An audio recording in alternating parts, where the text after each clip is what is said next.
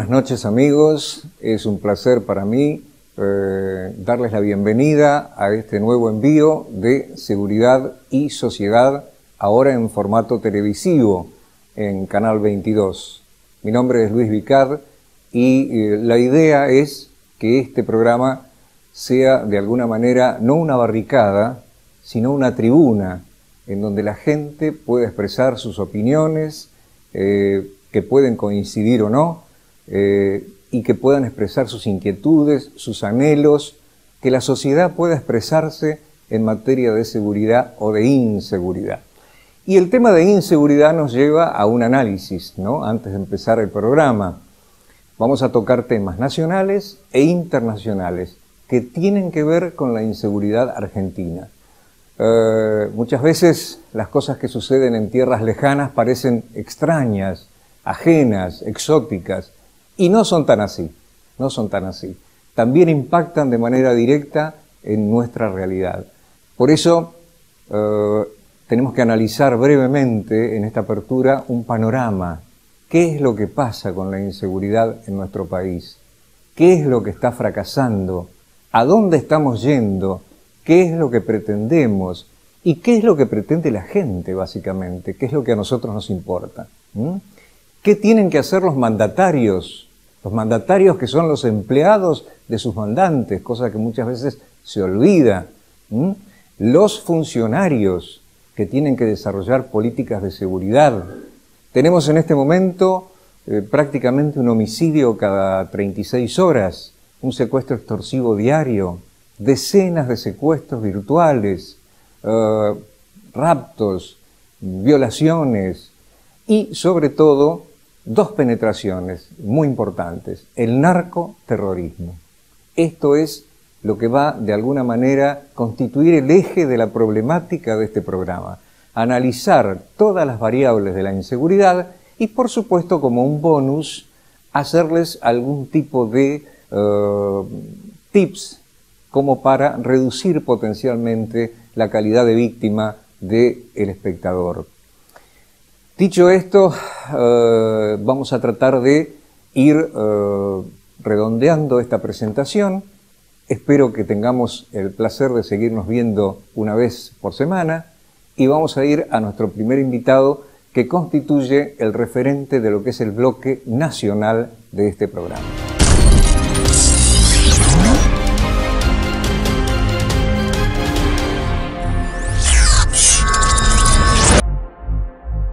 Bueno, y en este primer envío, en este primer capítulo del programa, que se refiere al segmento nacional, tenemos el gusto de que nos acompañe un prestigioso colega, el doctor José Luis España, presidente del Foro Nacional de Abogados Penalistas, entre muchísimos otros títulos más, y fundamentalmente un amigo personal de muchos años que me ha accedido en acompañarme en esta suerte de aventura. José Luis, bienvenido, gracias. Gracias a vos, Luis. Y vamos al grano directamente.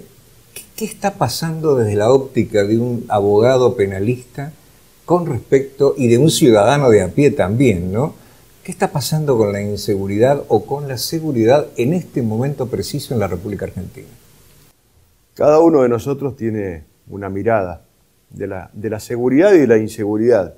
Por supuesto que desde la faz profesional la mirada quizás es distinta a la del ciudadano que día a día vive la problemática de la inseguridad. Y creo que como sociedad estamos siendo un poco suicidas en el tema de la inseguridad porque estamos repitiendo errores que venimos cometiendo hace muchos años. Esto tiene que ver con varias responsabilidades, sobre todo con la responsabilidad política. Digamos, el político cuando se presenta en sociedad, cuando viene la época electoral, sale frente a la sociedad con un discurso que realmente es un discurso no solo viejo, sino que no ha dado el resultado que aparentemente daría. Me refiero al discurso duro, al discurso del endurecimiento de las penas, el discurso de la imposibilidad de acceder a beneficios excarcelatorios durante los procesos, el encarcelamiento preventivo, todo esto que parece ser la panacea para resolver el tema de la inseguridad o el alto grado de inseguridad, a años luz vamos viendo que no resuelve el problema. Justamente, y adunando un poco lo que vos decís, y yo comparto plenamente, creo que los dos somos abogados garantistas, no abolicionistas. No, por supuesto. Esto es importante que la gente lo tenga. Yo creo en el derecho penal. Nosotros creemos en el derecho penal como herramienta. Exactamente, pero no en el abolicionismo, ni tampoco en las soluciones mágicas de la tolerancia bajo cero y la construcción de cárceles per se. Estas situaciones en realidad son de orden táctico y no estratégico, como siempre digo. Y por eso justamente adunaba esto, ¿no? Sí, hay sí. mucho discurso y luego en la práctica vemos qué es lo que se hace. El punto pasa, el encarcelamiento, digamos, si puede generarse a partir de una política concreta de seguridad y que abarque distintas aristas. Lo que no puede ser una respuesta espasmódica frente a la problemática que no termina sin resolver el problema y generando altos niveles de violencia, que esto es lo que también estamos mirando. Digamos, violencia no es solamente la de aquel que delinque y frente a la sociedad comete delitos que cada vez tienen un mayor grado de fuerza sobre las personas y mayores implicancias para la seguridad, para la seguridad física y para la vida de las personas. Violencia es también aquella que reciben en las instituciones carcelarias, que tienen que estar justamente para cumplir con el fin que la Constitución establece. Pero lo cierto es que hoy son depósitos de personas y la verdad es que ni siquiera depósitos de personas. Son depósitos, ni a los animales se los trata como se los trata. Y entonces esa violencia después repercute en el delincuente, en la sociedad, en el afuera. Entonces tenemos delitos cada vez más violentos porque justamente tenemos un Estado que genera institucionalmente violencia a aquellas personas que están privadas de su libertad y a su familia. Cuando se detiene a una persona, es la familia la que tiene que sostenerla en el ámbito carcelario y para eso probablemente aumentemos exponencialmente el delito porque muchos miembros de su familia se van a dedicar al delito para sostener a la persona que está. Entonces, esto repercute aritméticamente en la cantidad de delitos y en la cantidad de personas que se dedican al delito. Absolutamente de acuerdo y más aún. Ahora vamos a las preguntas espinosas, a las preguntas difíciles. Como abogado y con la especialidad penal, sí. ¿Qué opinamos de estas decisiones? Nosotros sabemos que somos esclavos de la ley escrita, pero el funcionario judicial tiene una suerte de territorio en el cual manejarse intelectualmente para analizar si la pena corresponde, el quantum que va a tener esa pena, la proporcionalidad entre el delito cometido y la pena con la cual se lo somete. Y de pronto vemos algo que a mí me interesa mucho, José Luis, que es estos jueces que de pronto tienen una suerte de, o dan libertades morigeradas a ciertos tipos de delincuentes que sabemos que son repitentes. Sí. Y me refiero concretamente, y me gustaría tu opinión, sí, en los casos de violencia sexual. Sí, mira, los jueces son esclavos de la ley, como todos los operadores del sistema judicial debemos serlo. Lo cierto es que la posibilidad existe y también es cierto que no se da un debate en la sociedad acerca de esta problemática. Yo soy de los que creen que los delitos sexuales, los delincuentes de este tipo especial de delitos, difícilmente no lo reiteren el delito. Por lo tanto, deben tener un tratamiento especial.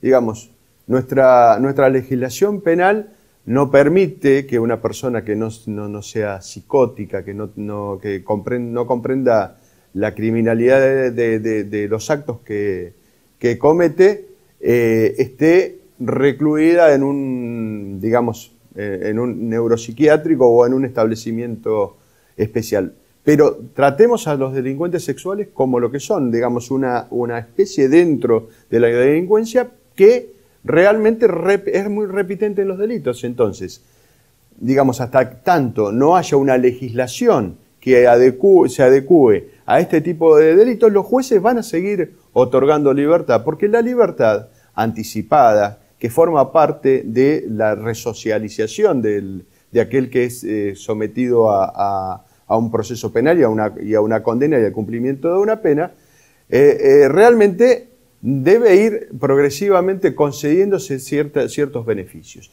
¿Cómo se ganan estos beneficios? A través del cumplimiento de los reglamentos carcelarios y después sometidos a pericias o a informes criminológicos de los mismos servicios penitenciarios y del Poder Judicial que establecen si la persona está en condiciones o no de recuperar la libertad o ir teniendo pequeñas cuotas de libertad.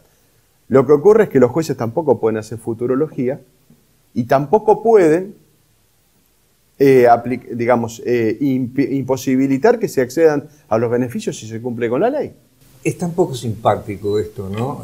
Para el común de la gente. El hecho de que de pronto un delincuente de orden sexual acceda a la tobillera, a algún tipo de libertad condicionada. Pero como bien dice el doctor España, hay derechos y los derechos tienen que ser parejos para todos. Y a veces el juez, como buen esclavo de la ley que es, se encuentra aprisionado en un cepo que no le permite el juego libre de decir, bueno, yo creo que no se va a curar más, porque para eso están los informes criminológicos, los informes psiquiátricos forenses, y entonces evidentemente tiene que acceder a estos beneficios. Y muchas veces una estrategia del defensor penal es el corrimiento hacia la inimputabilidad. Tenemos casos resonantes en estos días de gente que con mucha habilidad el abogado trata de situarlo en una posición de inimputabilidad para morigerar o anular el contenido de la pena o el cumplimiento de la pena. José Luis, yo te agradezco tanto que me hayas acompañado en este debut del programa y me permito hacerte un pequeño obsequio. Muchas gracias. Ya tenemos la costumbre de obsequiar un libro y con esto voy cerrando este libro que es para vos. Muchas gracias. Justamente un manual de mi autoría de autopreservación urbana. El manual de autopreservación urbana, ¿qué es? Es lo que vamos a ir enseñando de a poquito a través de este programa. Si lo mostrás en esa cámara, José Luis, es un método para dejar de ser víctimas. Cómo sobrevivir en la ciudad. Siempre digo, el maná cayó del cielo hace 4000 años, nunca más volvió a caer. Entonces, en el mientras tanto, el Estado hace algo. Tratemos de aplicar todos los tips que aquí se dan para ser de alguna manera menos victimizados. Muchísimas gracias por Gracias a vos, Luis, y mucha suerte en esta nueva etapa. Gracias.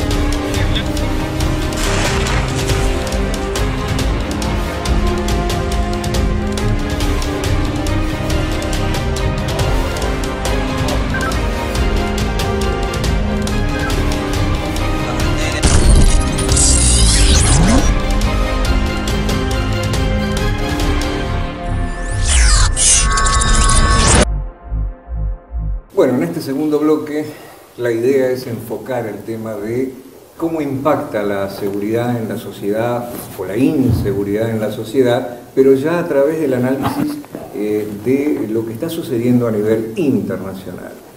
Y para esto, bueno, contamos con especialistas de lujo, uno de los cuales tengo el agrado de tener como amigo personal también, y se trata de George Chaya. George Chaya es un analista, especialista, conferencista de los temas que hacen a Medio Oriente. Vivió muchos años en Medio Oriente, vivió muchos años en Europa, en Estados Unidos, o sea que tiene una visión cosmopolita y yo diría absolutamente actualizada y con muy buenas fuentes periodísticas, por otra parte, de lo que está sucediendo en este momento en Medio Oriente. Básicamente lo que me interesa tratar con George es el conflicto de Siria, el conflicto del Daesh, el mal llamado ISIS, y esta noción glorificada del martirio, ¿no?, del shahid. ¿Qué es esta cuestión que nos lleva a estos desastres que han ocurrido en estos últimos días, en Melbourne, en Australia, en Manchester, en Niza, en Francia? Este conflicto asimétrico que la vieja Europa no pudo prever. Y por eso, estimado George, te doy la bienvenida a este programa y me gustaría que nos des un breve planteo de por qué pasó lo que pasó. Qué pequeña pregunta. ¿Y qué es lo que va a pasar a partir de ahora? Nada más que eso. Luis, es una muy buena pregunta. En principio, permitime agradecerte por la convocatoria de tu primer programa en un ciclo que se abre y para el cual te deseo todo el éxito y gracias de nuevo por la invitación. La pregunta es muy buena, engloba una serie de situaciones innumerables, te diría, que tiene que ver con una situación puntual que emerge de la manifestación de violencia de grupos terroristas y te diría como los que no se vio nunca antes, a pesar de que el Medio Oriente siempre se manifestó como una zona violenta. El nivel y la magnitud de los hechos de los que atestiguamos en los últimos años han sido, te diría que inéditos. A ver, si tomamos el accionar de ISIS o del Daesh en árabe como punto de partida, nos presenta una apertura seguramente muy amplia y nos facilita la oportunidad de poder comprender lo que está sucediendo extramuros de lo que es el Oriente Medio, básicamente en Europa, con los atentados de los que hemos conocido no solo en las últimas horas, sino en los últimos años. Es bien compleja la situación. Llevamos unos 10 años en que el liderazgo europeo y la dirigencia política nos viene diciendo y nos viene hablando de políticas migratorias, te diría yo, de una forma generalizada. Hay que cambiar. Esto no está funcionando, no ha funcionado, y yo aconsejaría a las personas ante esta reiteración de ataques, más que nada el último que se ha producido en London, que ha tenido unas características operativas bien diferentes a Niza, a París y demás. De hecho, me atreví a llamarlo en su momento, en un artículo que he escrito para Infobae, como la primera intifada del suelo europeo. Por la modalidad del ataque, por los sitios escogidos, por el rango entre cada uno de los sitios. Pero te decía, volviendo al punto, yo aconsejaría en este momento a los ciudadanos europeos en primer lugar, porque son quienes están padeciendo el flagelo, pero a los ciudadanos del mundo, que más allá de los dichos de sus gobiernos y de estas políticas que han aplicado respecto de la migración, que deben cambiar, que deben referir a una migración preventiva. La migración debe ser una política precedente, no represiva y posterior. Te diría que recomendaría resistir esto y después veremos qué hacemos, hasta que haya políticas serias. Pero hay un hecho muy puntual que tiene que ver con uno de los terroristas ingresó cerca del mercado, bastante alejado del puente de Londres, donde fue el epicentro. Exacto. Ingresó a un bar y por primera vez los ciudadanos reaccionaron, no se dejaron matar. Reaccionaron, le arrojaron sillas, le arrojaron mesas, botellas, con lo cual tenemos una reacción social interesante. Y esto es lo que podemos hacer de momento hasta que los gobiernos apliquen las políticas serias que deben aplicarse. Justamente a mí me parecía, y creo que vamos a coincidir, George, en este análisis, que el Daesh justamente tuvo un éxito táctico en este caso. Invadió la vieja Europa de refugiados de la mano de una política de terror masivo, produjo centenares, miles de refugiados, entre los cuales venían los mártires, esta suerte de mal llamados mártires del extremismo islámico. Y infiltró a Europa con toda esta gente que ahora recién Europa está cayendo en la cuenta de que ya tiene no solamente los lobos solitarios, sino que además tiene esta gente que vino en calidad de refugiados, ¿no? Y esto le produce un problema gravísimo. ¿Por qué? Porque, como vos bien decís, si se endurecen las políticas migratorias, esto también, de alguna manera, es un éxito para el Daesh. ¿Por qué? Porque va a crear un displacer y va a obligar a Europa a seguir un poco la línea que está siguiendo Estados Unidos de la mano de Trump en este momento, que es acorazar, blindar sus fronteras, construir muros inexpugnables, y esto es poco grato.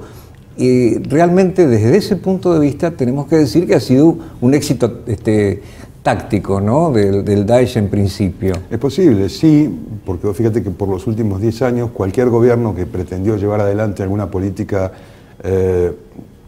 podemos conceptualizarla como más restrictiva. Yo no creo, vos sos abogado, yo no creo que haya un conflicto de derechos en cuanto a lo que es seguridad y a lo que es libertad, ¿no?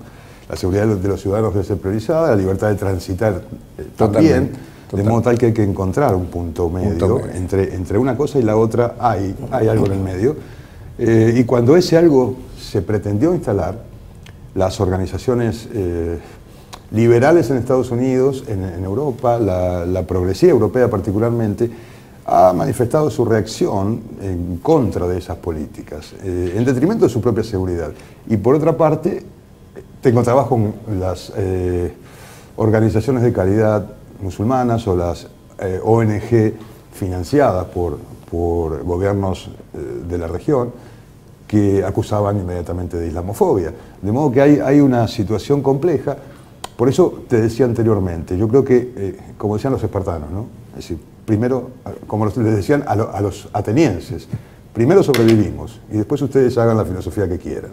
Hoy estamos ante una situación muy similar a esa. Entonces lo que tenemos que buscar es evitar y neutralizar estos ataques que están llevando un elevado costo de vida en ciudadanos inocentes, y la clase gobernante, por caso el alcalde de Londres, que ha hecho declaraciones no muy felices, incluso Theresa May tampoco las ha tenido cuando dijo que debían seguir con su vida normal los ciudadanos y que no se preocupen por el desplazamiento policial.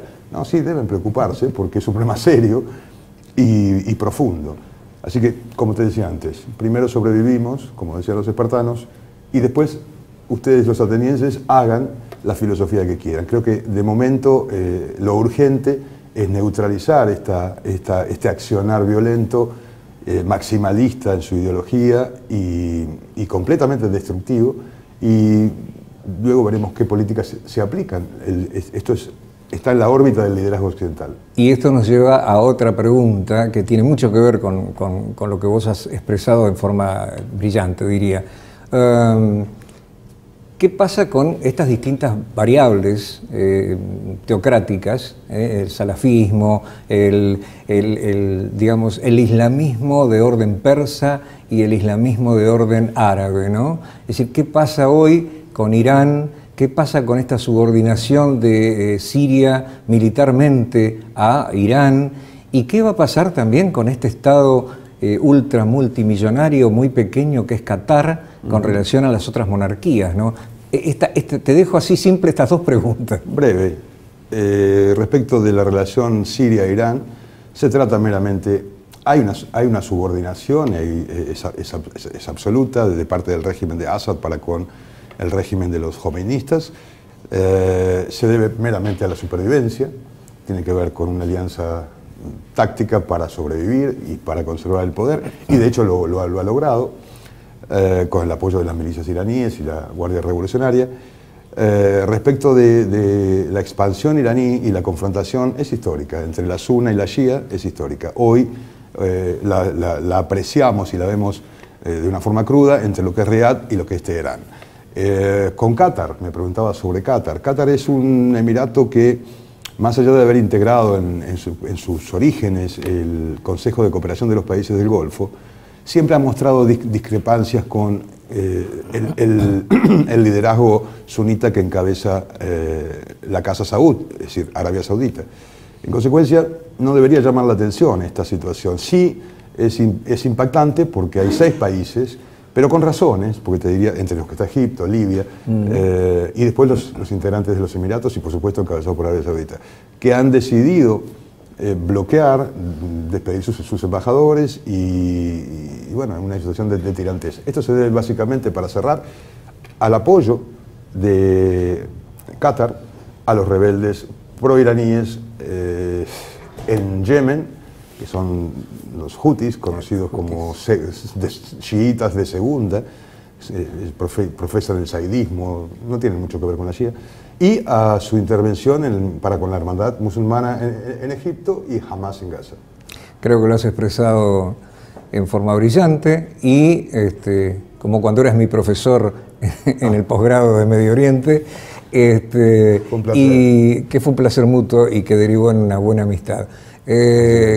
Habibi, como se dice, me permito hacerte un obsequio, que es el manual de autopreservación, que espero te sirva porque está munido de tips para reducir la potencial calidad de víctima que tenemos todos ante ataques en una gran ciudad. Así que espero que te sirva. Muchísimas gracias, lo voy a leer y lo voy a atesorar. Un libro más que va a mi biblioteca. Muchísimas gracias, Luis, un placer acompañarte hoy. Un placer mutuo.